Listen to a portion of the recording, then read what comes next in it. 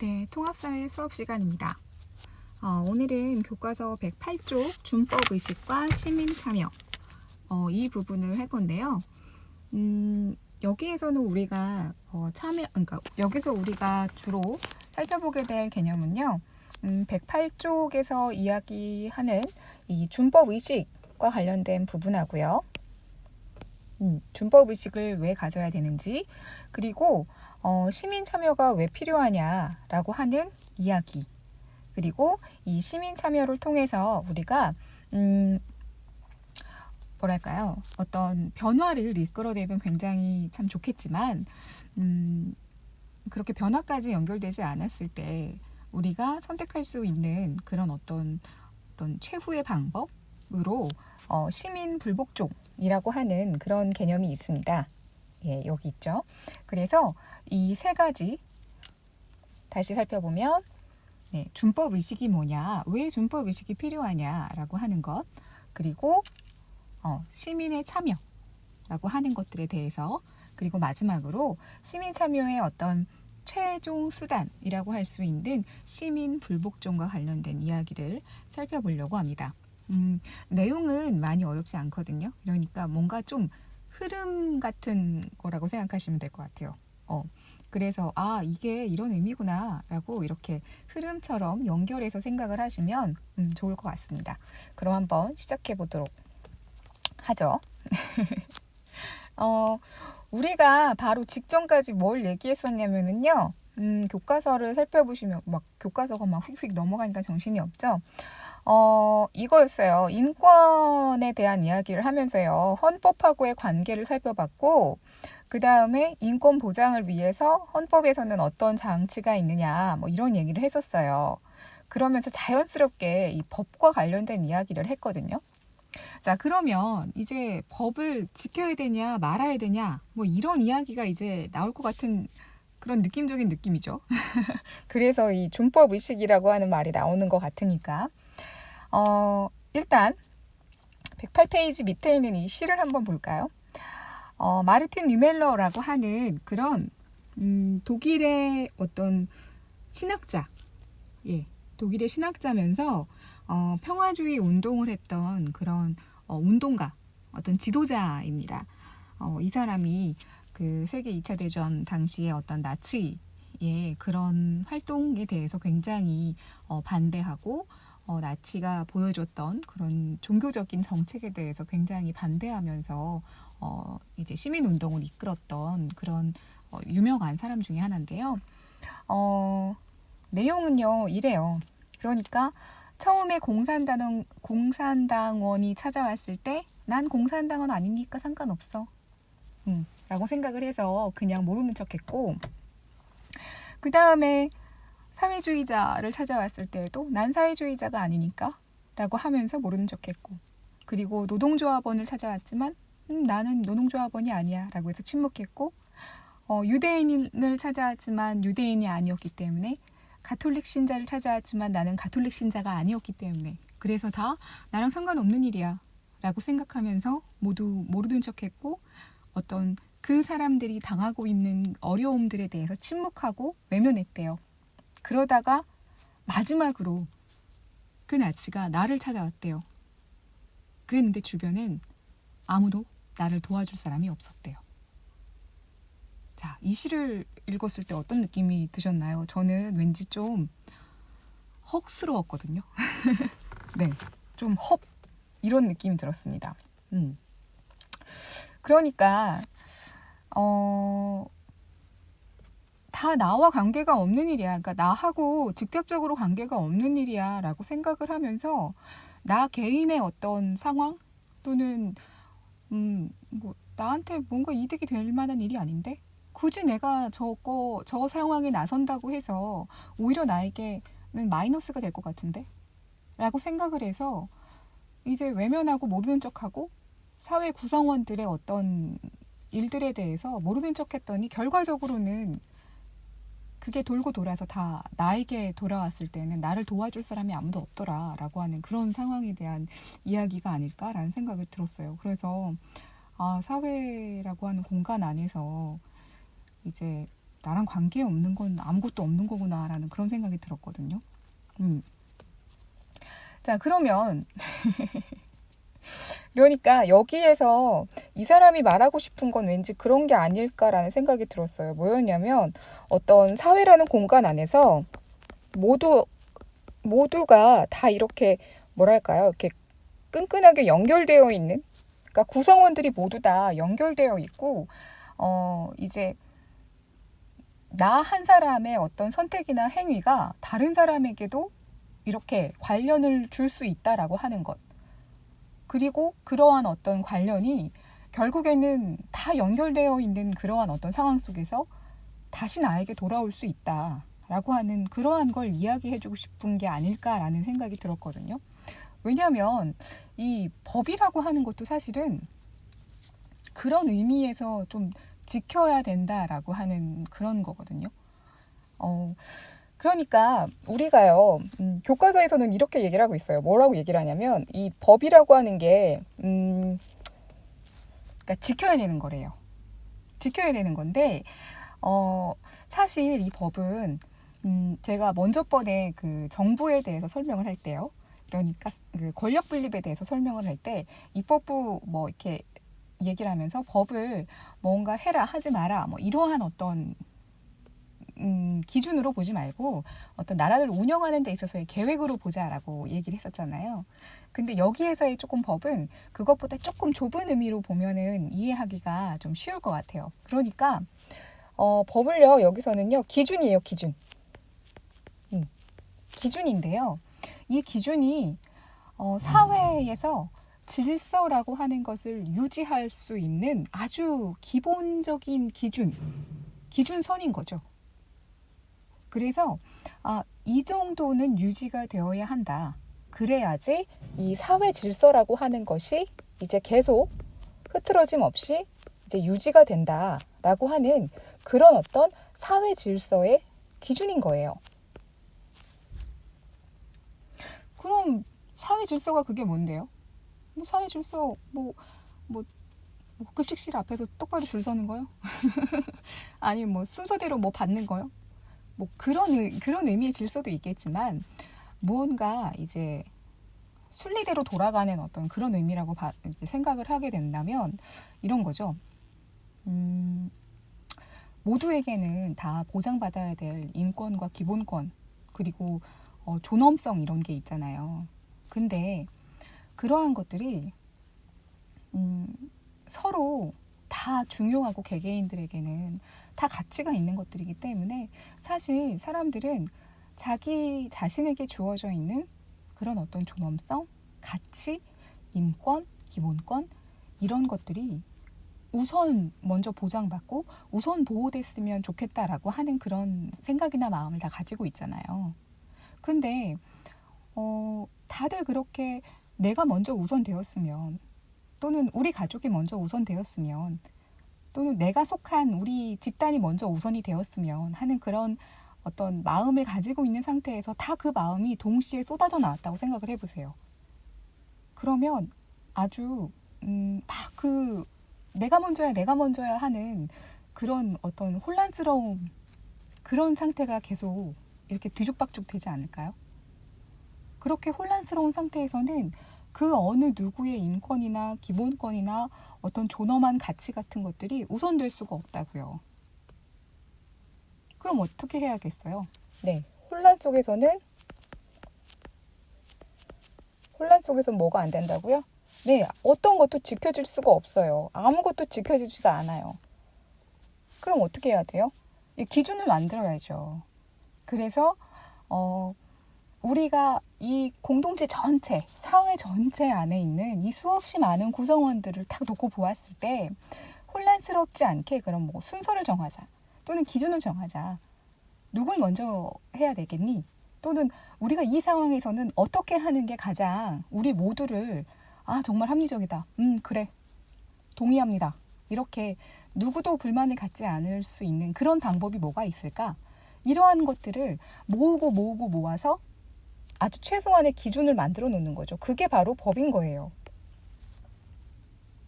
그래서 이 최소한의 기준이 될 수 있는 법이라고 하는 것이 지켜져야 한다.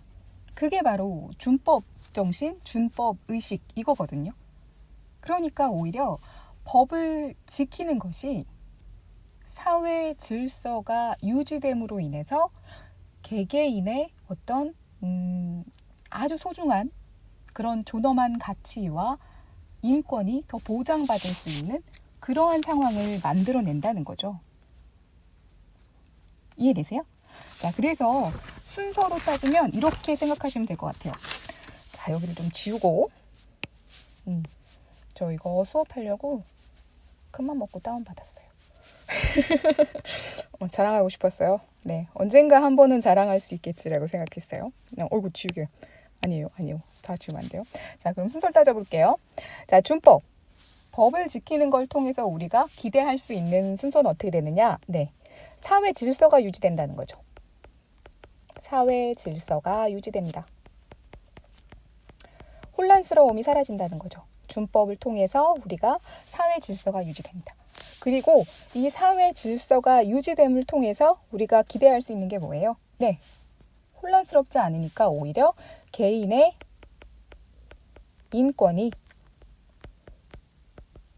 인권 보장과 인권이 보호되는 것이 네, 더 수월하게 원활하게 이루어질 수 있다는 거죠. 어머 돌아갔어. 어머 미안해요. 아이고 이거 고정을 시켜놔야겠다. 아이고 맞네요. 아니야. 어머 이게 왜 나와요? 어머 이게 뭐야? 네 이겁니다. 자, 그래서 법을 지켜야 된다 라고 하는 것이 오히려 사회 질서를 유지하게 만드는 그러한 어떤 최소한의 기준이 됨으로 인해서 그것을 통해 개인의 인권이 더 잘 보장될 수 있는 그러한 어떤 계기를 마련해 준다. 그래서 법을 지켜야 된다. 그래서 준법 의식이 필요하다. 이렇게 얘기를 하는 거죠. 오케이? 괜찮죠? 자, 그럼 다음으로 넘어갈게요. 자, 그래서 109페이지입니다. 앞쪽에서는요. 그래서 앞쪽에서 우리 교과서에서는 어떤 상황을 얘기하고 있냐면은요. 준법의식, 그러니까 준법정신이나 준법의식이 부족했기 때문에 나타났던 어떤 상황을 설명을 하고 있어요. 뭐냐면 부산에 어떤 그 도로가 있는데요. 이 도로에 원래 저기를 하면 안 된대요. 이제 주정차. 불법 주정차를 하면 안 되는데 이 불법으로 이제 도로에 차를 막 세운 거예요. 그랬더니 어떻게 됐다고 오히려 이 안 보이는 곳이 생기고 그래서 이제 시야를 가리는 것 때문에 교통사고가 많이 나오고 그리고 이제 갑자기 이제 차에 가려서 보행자가 보이지 않았기 때문에 보행자 사고가 나타나고 그래서 그냥 여기다 주차하고 들어가지 뭐 라고 생각하는 그 교통질서, 교통법규를 지키지 않은 그 몇몇 사람들 때문에 오히려 그 교통질서라고 하는 것이 무너지게 되고 그래서 어떤 다른 사람들의 또 수없이 많은 사람들의 어떤 그러니까 다른 사람들의 소중한 생명 그리고 많은 사람들의 어떤 그 도로에서의 시간 지체 이러한 것들이 발생하게 됐다. 이런 걸 얘기하고 있는 거거든요. 그래서 결국에는 이거죠. 준법 의식이 필요한 이유는 자꾸 실수를 하네요. 네, 준법 의식이 필요한 이유는 바로 뭐다? 네, 사회 질서를 유지하게 되고 이러한 사회 질서 유지가 개인의 자유와 권리를 보호하는 것까지 연결되기 때문에 그래서 필요하다. 네, 이렇게 나오는 겁니다. 자, 그래서 그 다음으로 넘어가는 게 법을 잘 지키는 것만으로도 맞아요. 개인의 어떤 소중한 권리, 자유 이러한 것들이 잘 보장되고 보호받을 수 있다라고 하는 점에서 참 좋은 방법이긴 하지만 우리가 사실 지금 민주주의 하고 있죠. 그렇죠? 우리 지금 하고 있는 정치 체제 방법이 뭐예요? 네, 민주주의죠. 민주주의가 의미하는 게 뭐죠? 네, 여러 사람들이 정치에 참여할 수 있는 거. 그렇죠? 그래서 어디에서부터 시작이 됐다고요? 고대 그리스. 맞아요. 그래서 이 시민들이 정치에 직접 참여해서 다양한 의견을 정책이라고 하는 것을 결정하는 데 의견을 이제 전달하고 그 의견을 반영해서 그렇게 하는 거 기억나시죠? 자, 근데 지금은 어떻게 하고 있어요? 사람이 너무 많아요. 그렇죠? 예전에 고대 그리스 아테네에서는 시민이라고 하는 어떤 그런 위치, 그러니까 시민이 지금의 그런 의미가 아니었잖아요. 그래서 어떤 특수한 그런 어떤 위치에 해당되는 게 시민이었기 때문에 시민의 숫자가 한정적이어서 모두 다 같이 정치에 참여할 수 있는 그런 어떤 직접 민주주의. 기억나시죠? 직접 민주주의의 어떤 형태를 계속 유지할 수 있었지만 현대사회는 어떻게 됐어요? 사람이 엄청 많아요. 그쵸? 왜? 누구나가 다 시민이잖아요. 누구나가 다 정치에 참여할 수 있잖아요. 그래서 사람이 너무 많아서 동시에 다 같이 모일 만한 그런 공간도 부족하고요. 그리고 정치라고 하는 것 자체도 이제 복잡한 바쁘다 바빠 현대사회. 그렇죠. 그래서 현대사회의 복잡한 어떤 그러한 과정들이 다 반영되다 보니까 정치 자체도 너무 전문적인 그런 내용들이 포함이 돼서 쉬운 부분들이 아니죠. 그렇죠? 그리고 이해관계라고 하는 것도 되게 복잡하게 얽혀 있다고 표현하죠. 이해관계가 뭐죠? 네, 이익과 손해의 관계. 그래서 누군가에겐 이익이 되지만 누군가에게는 손해가 되고 그래서 그 사이에서 잘 조절해야 되는 그런 걸 바라볼 수 있어야 되고 근데 그게 또 쉬운 일이 아니잖아요. 그렇죠? 그래서 현대의 민주주의는 어떤 시스템을 차지하고 있죠? 어떤 시스템이죠? 맞아요. 대표를 뽑죠? 네. 우리가 우리의 소중한 한 표를 행사해서 선거를 통해 대표를 선출하고 그 국민의 대표가 국민의 의견을 대신해서 정책을 결정하는 데 반영하는 그런 시스템, 그런 민주주의. 그걸 우리가 뭐라고 얘기하냐면 바로 대표를 뽑아 의견을 결정한다. 대의민주주의 이렇게 표현을 해요. 또 다른 말로는 간접민주주의. 우리가 대표를 뽑아서 간접적으로 그 사람에게 주권을 빌려주고 그 사람이 그 빌려받은 주권으로 정치하는 거. 그래서 간접민주주의, 대의민주주의 이렇게 하죠. 대표를 뽑아서 의사결정하는 그런 의회를 구성하고 대표를 뽑아서 이렇게 결정하는 그런 대의민주주의 요거죠. 그래서 우리 지금 여기 뭐 나와 있어요? 선거하자, 선거투표. 선거투표. 그래서 시민이 정책이라고 하는 것에 가장 쉽게 정치라고 하는 것에 가장 간단하면서도 쉽게 참여할 수 있는 방법 첫 번째가 뭐예요? 네, 선거요, 선거. 투표하는 거예요, 투표. 대표 잘 뽑으면 돼요. 이 사람이 어떤 생각을 가지고 어떤 정치를 하겠다, 어떤 공약을 가지고 나왔는지, 그리고 정말 훌륭하고 좋은 사람인지 꼼꼼하게 잘 보고 선거하는 날, 투표하는 날 귀찮다고 그냥 놀러 가지 않고 소중한 한 표 잘 행사하면 됩니다. 제일 쉽지만 제일 중요한 거죠. 그렇죠? 그래서 선거를 통해서 참여할 수 있습니다. 자, 그 다음에 두 번째요.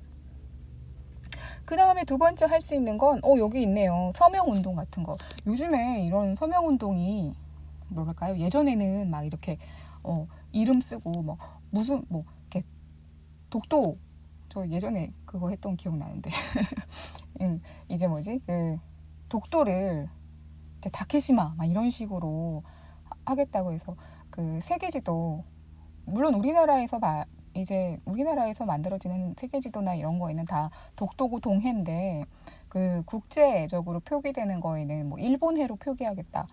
독도를 다케시마로 하겠다 이런 것 때문에 몇 년 전에 굉장히 시끄러웠던 적이 있었거든요. 그래서 그때 그거를 반대하는 그런 어떤 시민운동이 한참 이제 있었던 적이 있었거든요. 그때 이제 서명운동 합시다 이렇게 해가지고 했던 그런 기억이 나는데요. 이런 서명운동을 통해서 자신도 그 의견에 동의한다라고 하는 걸 보여줄 수 있습니다. 근데 요즘에 서명운동 이렇게 이름 다 안 쓰죠. 요즘에 뭘로 해요? 동의합니다 버튼 누르죠. 그렇죠? 그 청와대 맞죠? 예, 청와대 이제 뭐지? 국민청원? 네, 거기 보면 누군가가 이렇게 했으면 좋겠습니다라고 의견을 딱 올리면 거기에 이제 동의합니다 버튼 해가지고 그래서 SNS 통해서 막 국민청원에 동의해 주세요 이렇게 링크 같은 거 공유하기도 하고 하잖아요. 네, 그것도 서명 운동의 일환이라고 생각하시면 돼요. 네, 바쁘다 바빠 현대사회. 예, 발전하는 IT 강국. 이제 더 이상 손글씨를 쓰지 않고 네, 동의합니다 버튼을 통해서 이렇게 의견을 하나로 모으고도 있습니다. 그렇죠? 이것도 시민 참여죠. 자, 그리고 1인 시위도 있어요. 1인 시위 같은 경우는요. 혼자서 하는 시위의 형태인데요. 혹시 지난 시간에 제가 수업에서 얘기했던 거 있었는데 이렇게 집회 뭐 이런 거 할 때 네, 제가 아직 설명을 안 한 반이 있다면 수업 시간에 다시 설명을 해드릴게요. 원래 집회 같은 걸 하게 되면은요. 여러 명이 함께 하는 그런 단체 행동이기 때문에 혹시나 만약의 상황을 대비하기도 해야 되고요. 또 질서 유지를 하는데 이제 뭐 경찰이나 이제 예. 그런 어떤 공공기관의 힘이라고 하니까 표현이 좀 이상하네요. 공공기관의 도움이 필요한 경우도 발생할 수가 있습니다. 그리고 이제 어떤 한정적인 지역의 공간에 많은 사람들이 이제 몰리게 되면 어떤 다른 사람들의 보행, 이제 걸어 다니는데 불편함이 발생할 수도 있기 때문에 이런 뭐 이렇게 집회 같은 거를 할 경우에는 이제 시위 같은 걸 할 경우에는 반드시 이제 해당 지역에 경찰서나 이런 데에다 신고를 하게 되어 있거든요. 그래서 언제부터 언제까지 무슨 뭐 활동을 하겠습니다. 뭐 이렇게 신고를 하게 되어 있는데 요 1인 시위 같은 경우는 따로 신고 같은 걸 하지 않아도 예, 가능해요. 불법이 아닙니다. 그러면은 정말 정확하게 어떤 뭐랄까요? 필요한 장소에 나는 이런 생각을 가지고 있습니다. 라고 적극적으로 알리는 그런 방법도 되겠죠. 그렇죠? 그래서 이런 1인 시위도 가능합니다. 그러니까 사실은요. 굉장히 다양해요.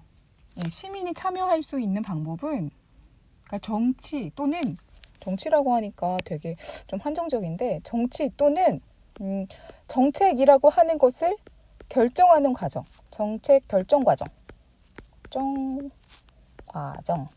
과정에 참여할 수 있는 방법은 사실 굉장히 많아요. 이유는 별거 없어요. 우리가 지금 대의민주주의를 하고 있잖아요. 대표를 뽑아서 민주주의를 하고 있다고요. 근데 이런 거죠. 물론 우리가 고민을 하고 이 사람이 잘할 거다라고 하는 믿음을 가지고 선거를 통해서 그 사람을 뽑았지만 그 대표가 우리를 대신해서 일하는 그 대표들, 그 정치를 하는 사람들이 정말 제대로 잘하는지 그리고 공권력 또는 정부가 정말 국민이 원하는 방향으로 제대로 잘 움직이는지 관심을 가지고 지켜봐야 되거든요. 관심을 갖지 않으면 어느 방향으로 나아가는지 우리가 정확하게 알 수가 없어요. 그러니까 정치 재미없어. 정치 복잡해. 맨날 싸우기만 해. 이런 식으로 무관심하게 그렇게 이제 하다 보면 이 국민을 대표해야 되는 사람들이 우리 안 보네? 이러면서 어떤 자신들에게 유리한 방향으로 자기들에게만 유리하게 또는 처음에 약속과는 다른 방향으로 또는 올바르지 못한 방향으로 이렇게 팅팅팅 튕겨나갈 수 있단 말이죠. 혹시 기억나요? 제가 권력 분립 설명하면서 권력의 속성 제가 얘기했던 거 절대 권력은 절대 부패한다. 그리고 또 뭐 있었죠?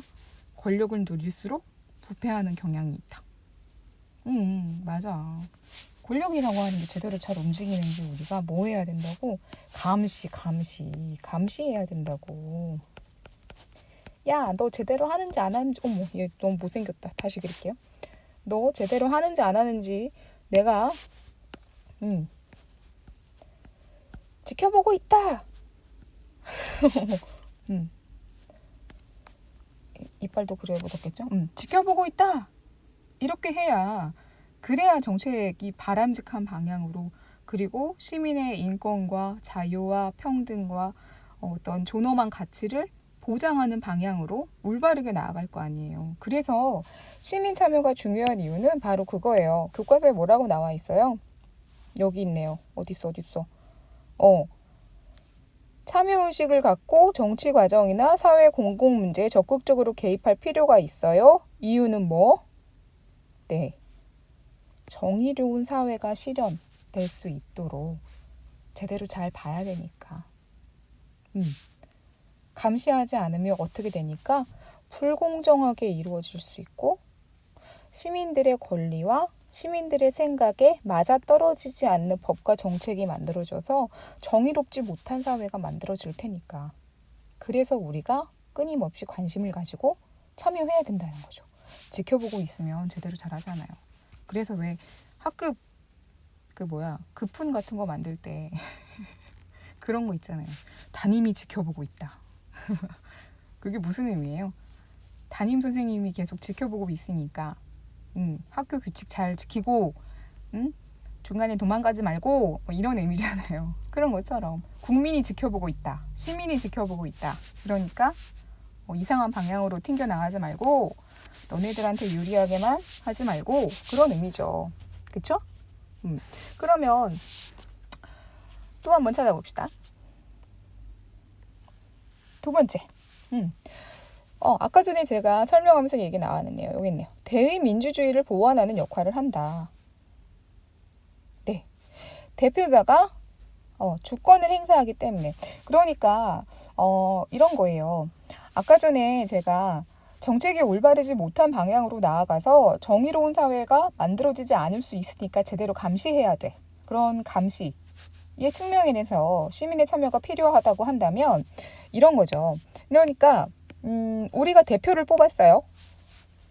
네, 대표자를 뽑아서 그 사람에게 우리 대신에 정책을 잘 만들어서 그렇게 정책이 집행되도록 해주세요라고 했는데 이 대표자가 가지고 있는 대표자의 생각이 있을 거 아니에요. 근데 이 대표자의 생각하고 시민들의 생각하고 맞아떨어지지 않을 때도 있죠. 그렇죠?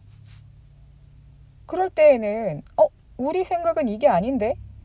라고 하는 걸 알려줘야 될 거 아니에요. 그래야 이 대표자가 국민들과 시민들의 생각은 다르구나. 시민들은 다르게 생각하고 있구나. 라고 해서 시민의 생각이 반영된 그러한 정책으로 연결이 될 거 아니에요. 시민의 생각 반영. 그쵸?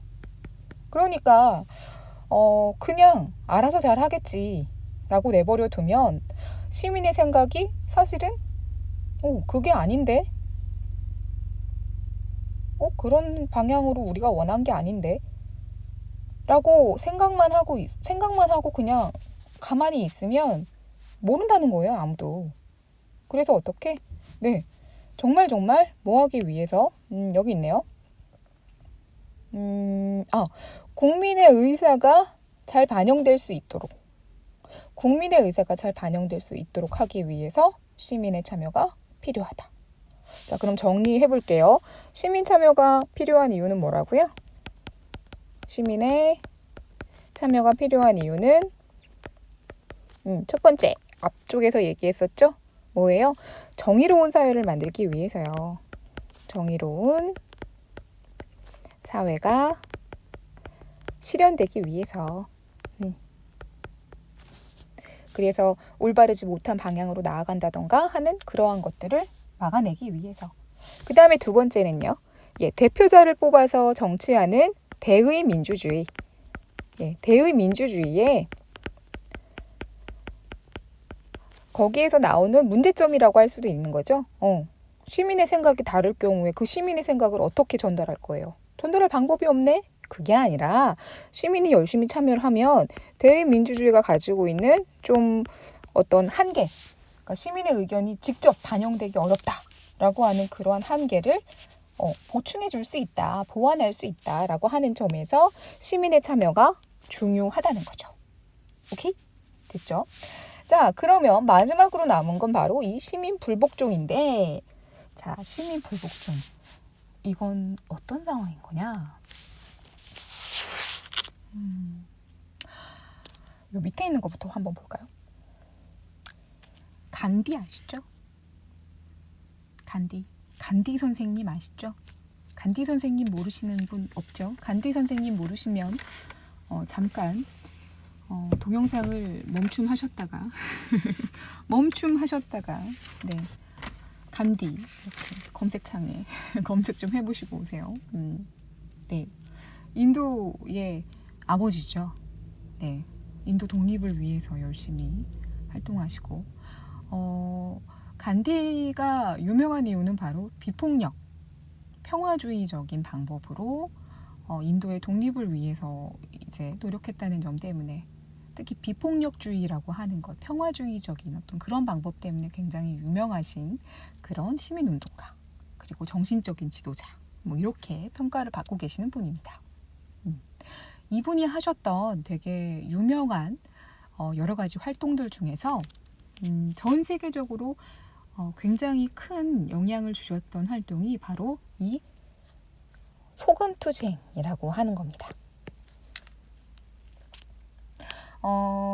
1930년대, 40년대 이때는요, 뭐 전 세계가 거의 전쟁, 그리고 제국주의, 식민지를 넓히려고 하는 그런 몇 개 소수의 강대국들의 욕심이 정말 하늘을 찌르던 시기였대요. 그러니까 우리가 알만한 그런 어떤 유럽의 몇 개의 국가들, 그리고 뭐 미국이나 뭐 이런 강대국들이라고 부르는 그런 국가들이 뒤늦게 근대화에 뛰어든 그런 국가들을 대상으로 식민지를 삼고, 그 식민지의 어떤 경제적인 자본들, 그리고 자원들, 이러한 것들을 수탈해서 굉장히 좀 어려운, 그리고 어떤 경제적인 부분만 수탈한 게 아니라 정말 비인도적이고 비윤리적인 그러한 어떤 행위들도 끊임없이 일어났던 그런 어떤 시기입니다.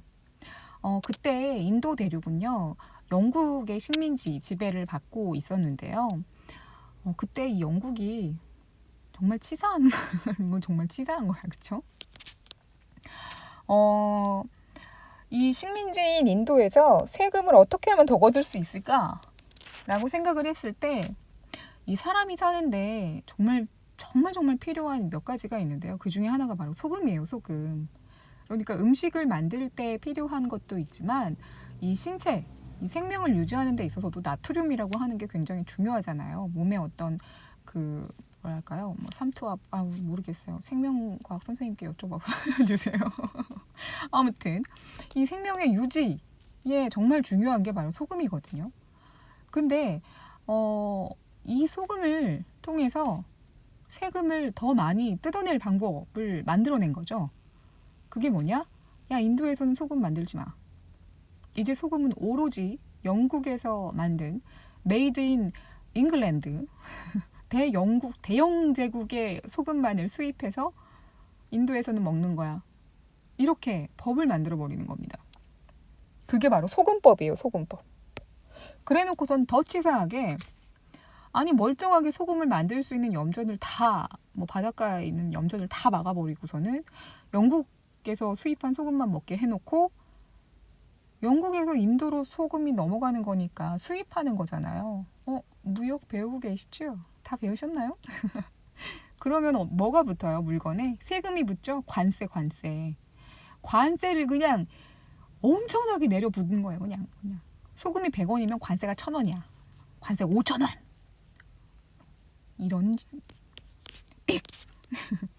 그래서 소금이 비싼 게 아니라요, 소금에 붙는 세금이 너무 비싸서 소금을 못 먹는 거예요.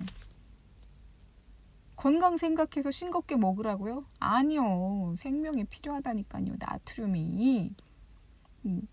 그래서 소금을 사 먹지 못하는 상황이 된 거예요.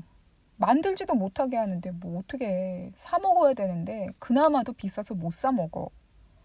그랬더니 이제 인도의 지도자죠. 어떻게? 네. 간디 선생님께서 야, 이 소금법 너무하잖아. 이건 아니지. 라고 해서 소금법 폐지, 소금법을 없애달라고 이제 요구를 했습니다. 근데 이 요구, 이 소금법을 없애달라라고 하는 요구는 앞에서 나온 시민 참여, 아주 합법적인 테두리 안에서 요구하는 거예요. 이 정책은 잘못됐어요. 이건 아닌 것 같습니다. 라고. 그랬는데 받아들여요? 안 받아들여졌습니다. 그랬더니 여기에 대해서 항의하는 표시. 아, 그래요? 이 소금법을 폐지하지 않겠다고요? 아, 그러면 저는 이 정책에 대해서 항의하는 표시, 저항의 표시를 하겠습니다. 라고 하면서 평화적으로 행진을 하기 시작했대요. 그러니까 우리가 항의한다라고 생각을 하면 왠지, 글쎄요, 저는 성격이 성격이 좀 난폭? 괴팍?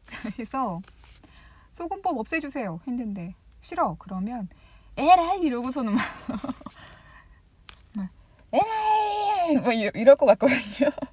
근데 우리의 비폭력주의 평화주의자 간디 선생님께서는 다르셨습니다.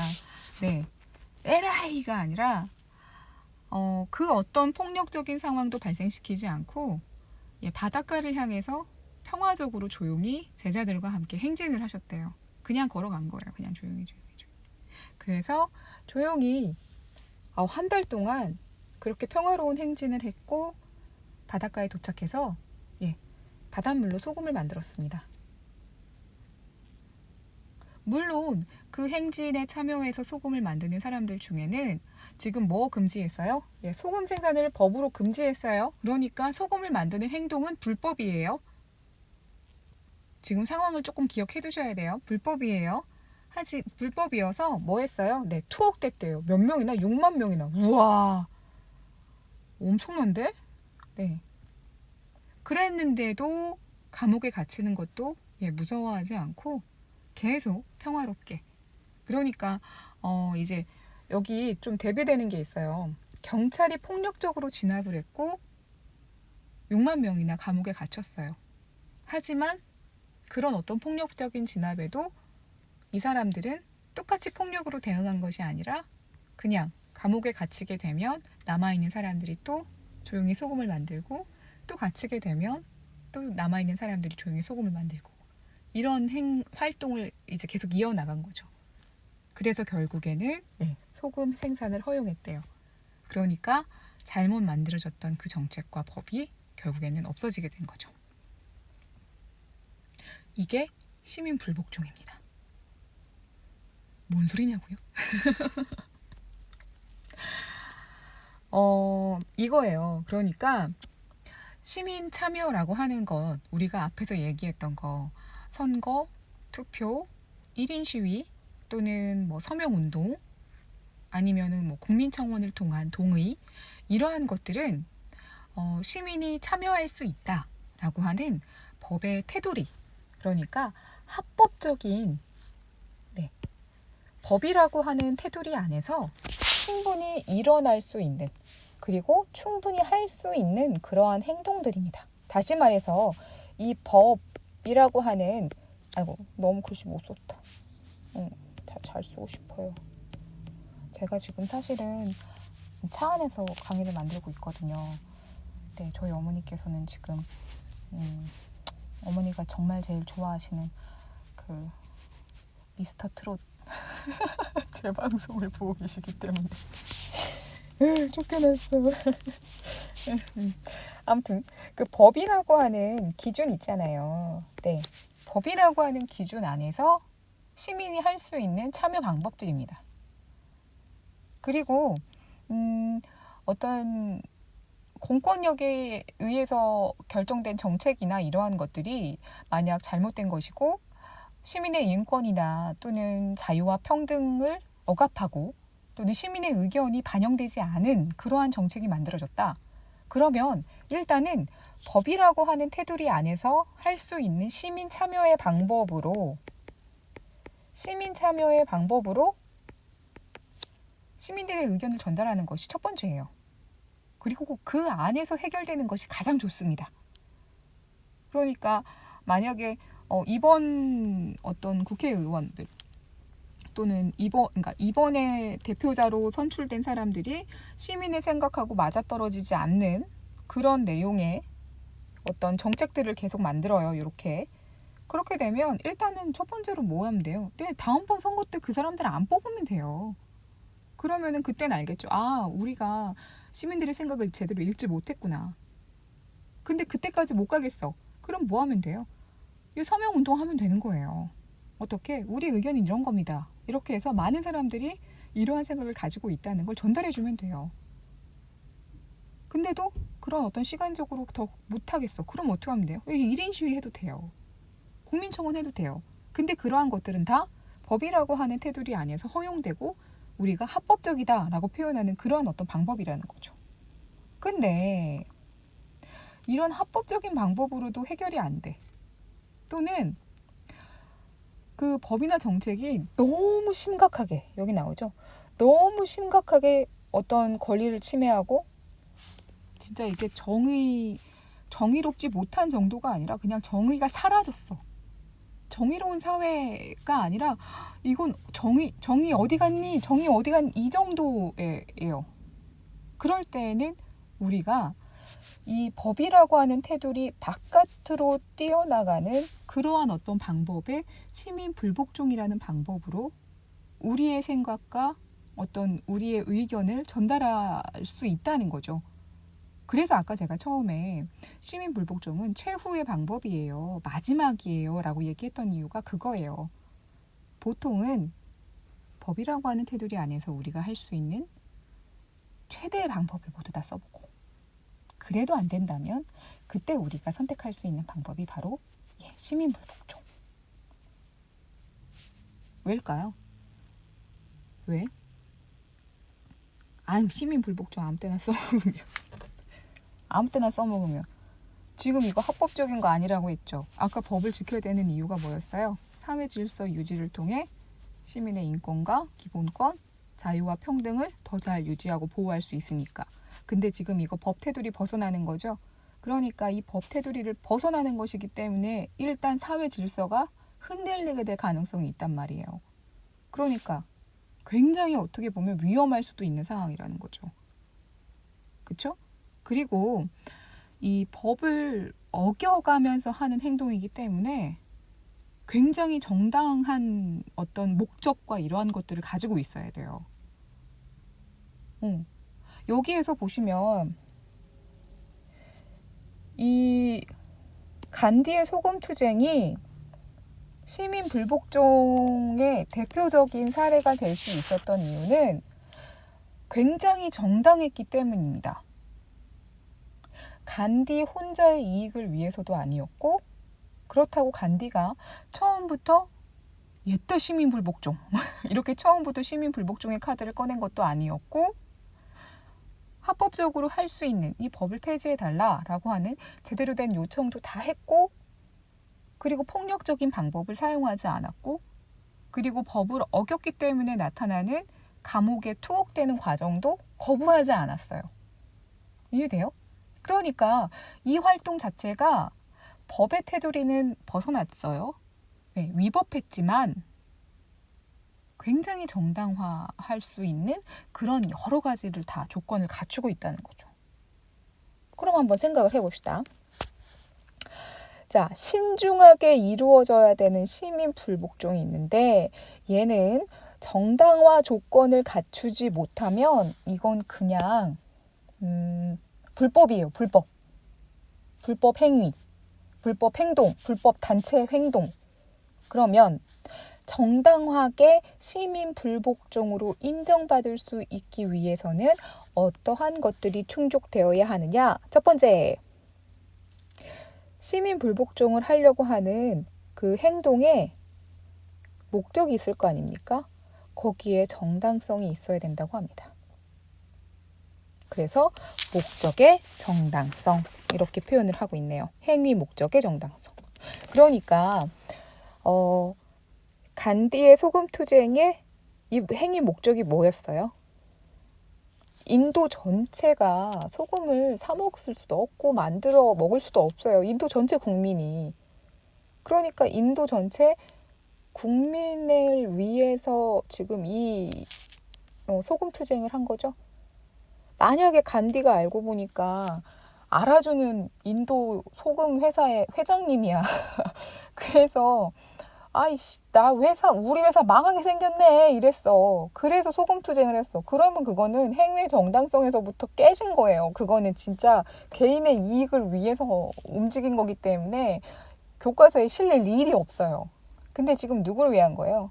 사회 구성원 전체를 위해서 지금 간디가 나섰잖아요. 그쵸? 그래서 제일 첫 번째 필요한 거 뭐? 행위, 목적의 정당성. 그러니까 이 행위가 무엇을 목적으로 하느냐라고 하는 거죠. 그러니까 사회 구성원 전체의 어떤 권리를 위한 거라던가 아니면 사회 정의를 훼손한 법 이런 걸 없애기 위한 거라던가 아니면은 그 어떤 정책이 잘못됐기 때문에 거기에 항의하는 거라던가 그쵸? 그래서 사회 구성원의 권리를 위한 거라던가 아니면 어떤 아이고 뭐 사회 정의를 뭐 이렇게 훼손했다던가 또는 훼손한 뭐 법이 만들어졌다던가 소금법처럼 또는 그런 정책이 만들어져서 여기에 뭐 하기 위한 거? 항의하기 위한 거다. 이거 잘못된 거잖아요.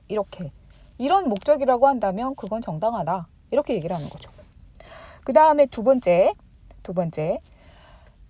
지금 반대하려고 하는 어떤 목적이 지금 이 행위, 심히 불복적인 목적이 여기서 얘기한 것처럼 뭘 위한 거? 구성원의 권리를 위하거나 아니면은 이런 잘못된 법과 정책에 항의하기 위한 거라고 하더라도 무엇을 하면 안 된다? 폭력적이면 안 됩니다. 지금 여기 우리 간디 선생님 어떻게 하셨어요? 우리 간디 선생님은 평화적 행진하셨네요. 그렇죠? 평화적이라는 말은 뭐예요? 싸워요? 아니에요. 돌 던져요? 아니에요. 주먹질? 노노예요. 그러니까 비폭력적인 방법입니다. 폭력을 사용하면 안 돼요. 폭력적인 행위를 사용하지 않습니다. 자, 그리고 세 번째. 자, 우리 간디 선생님이 처음부터 가자 소금 투쟁 하셨나요? 아니죠. 어떤 상황이었어요? 일단 뭐부터 했어요? 일단 소금법 폐지를 먼저 요구했어요. 합법적인 테두리 안에서 할 수 있는 건 먼저 했어요. 그쵸? 합법적인 방식을 시도했어. 했는데도 안 돼. 이 잘못된 법이, 이 잘못된 정책이 다시 원위치로 돌아오지 않았어. 그러니까 어떻게 한 거야? 그러니까 마지막 수단으로 꺼내든 게 소금투쟁이었죠. 그러니까 어떤 상황일 때? 최후의 상황일 때. 그래서 최후 수단, 최후의 수단으로 써야 돼요. 그런 뭐부터 해야 되는 거예요? 여기를 좀 지워야겠다. 뭐부터 꺼내서 써야 되는 거예요? 그래, 합법적인 거 먼저 쓰고, 합법적인 방법, 합법적 방법을 먼저 쓰고, 그래도 안 되면, 그래도 방법이 먹히지가 않으면 그때 최후의 카드로 뿅 하고 쓸 수 있는 거. 그리고 이게 마지막이에요. 이게 마지막이 뭐냐면은 지금 이 사람들은 사실 여기 보세요. 소금을 만들었어요. 그쵸? 지금 이 소금법은 뭐를 금지하는 거죠? 소금 생산을 금지하는 거죠. 생산을 하지 말라고 했는데 생산을 하고 있어요. 그럼 일단 불법적인 행동을 하고 있는 거죠. 그쵸? 그쵸? 그래서 어떻게 됐어요? 잡혀갔어요. 투옥이라고 하는 게 감옥에 넣는다는 얘기잖아요. 근데 안 잡혀가려고 버텼어요? 아니에요. 그러니까 항의를 하기 위해서 금지하는 행동을 했어요. 하지만 그 금지하는 행동에 대한 처벌은 받아들였어요. 그럼 기본적으로 이 시민 불복종을 하고 있는 사람들은 기본적으로 어떤 생각을 가지고 있는 사람이에요? 준법 정신이요. 법은 지킨다는 거예요. 그러니까 법을 통해서 사회 질서가 유지가 되고 국민과 시민들 전체의 인권이 보장이 되고 하는 것에 대해서는 기본적으로 동의를 하고 있는 사람이에요. 기본적으로 준법이 굉장히 중요하다는 걸 인정하고 있는 사람들이에요. 하지만 그 합법적인 방법을 모두 다 사용해도 해결이 되지 않았기 때문에 그래서 어쩔 수 없이 지금 우리가 법이라고 하는 테두리 바깥으로 나가는 이런 어떤 최후의 방법을 사용한 거다. 그래도 기본적으로 우리는 어떤 생각을 가지고 있어요? 네, 법을 지키겠다라고 하는 생각은 가지고 있다는 거죠. 그래서 뭘 감수한다? 네, 여기 써 있네요. 처벌을 감수한다. 처벌은 감수합니다. 처벌을 감수한다는 거에서 좀 두 가지 정도로 생각할 수 있을 것 같아요. 첫 번째는 기본적으로 어떤 걸 가지고 있어요? 예, 기본적으로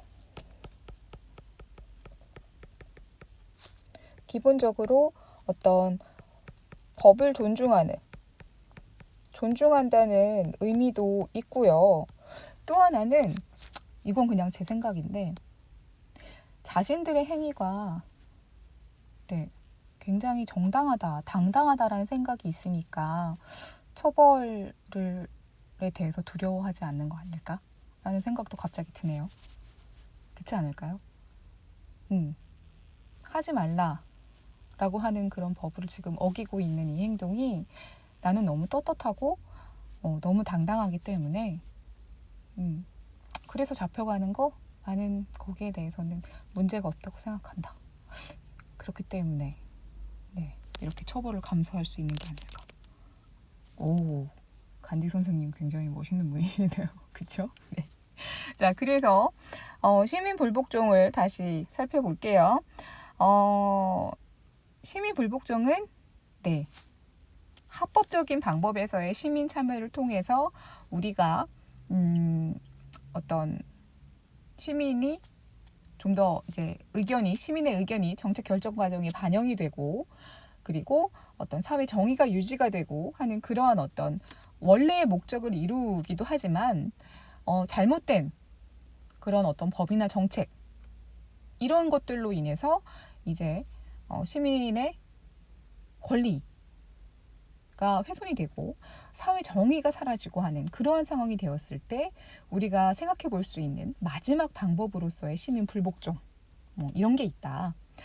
근데 이 시민 불복종은 굉장히 신중하게 생각을 해야 되는데 왜냐하면 다음과 같은 정당화의 조건을 충족시키지 못하면 그러니까 단순한 불법적인 행동으로 남을 수밖에 없기 때문에 그래서 우리는 이런 정당화 조건을 충분히 잘 고민하고 다 채울 수 있는지를 생각을 해봐야 된다. 그래서 첫 번째는 이 행동의 목적이 정당한가? 사회 구성원 전체를 위한 어떤 행동인지 그리고 어떤 정의롭지 못한 법과 그런 정책에 대해서 항의하기 위한 그런 행동인지를 생각해 봐야 하고 그 다음에 시민 불복종을 실천하는 그 과정에 폭력적인 상황이 있으면 안 된다. 비폭력적이어야 한다.